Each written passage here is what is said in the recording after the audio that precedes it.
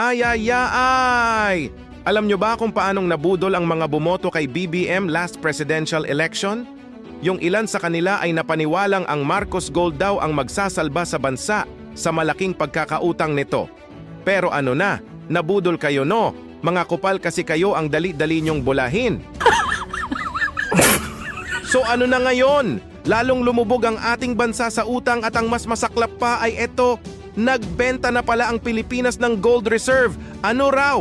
Akala ko ba ang Marcos Gold can save the world? Oh, makinig kayo. Ang malaking tanong, saan napunta ang pinagbentahan? Hinimok ng isang political analyst ang pamahalaan na ipaliwanag sa taong bayan ang dahilan ng pagbebenta ng gold reserves at kung saan napunta ang pinagbentahan nito. Si Carla Bellana magbabalita. Napakasensitibo kung ituring ng political analyst na si Professor Froilan Calilong ang balita patungkol sa pagbebenta ng Pilipinas ng gold reserves nitong unang bahagi ng taon. Sa panayam ng SMNA News kay Calilong, malinaw na may problema ang gobyerno sa usapin ng transparency kung hindi maipapaliwanag sa taong bayan ang dahilan ng pagbebenta ng ginto at kung saan napunta ang pinagbentahan nito.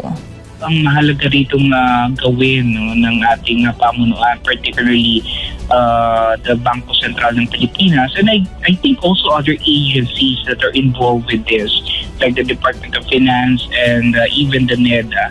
I think they should really lay down their cards right to the public, no? Para malaman natin exactly tama yung punto nyo kanina, no? Saan ba napunta yung pera, paano ginamit yung pera kung meron man, ano? Kasi talagang napaka-sensitive, kinakailangan talaga itong mailatag sa atin. Sa report ng online aggregator ng Best Brokers na nanguna ang Pilipinas sa mga bansang may malaking ibinenta na gold reserves sa unang 6 na buwan ng taon na nasa 24.95 tons o katumbas ng 15.69%.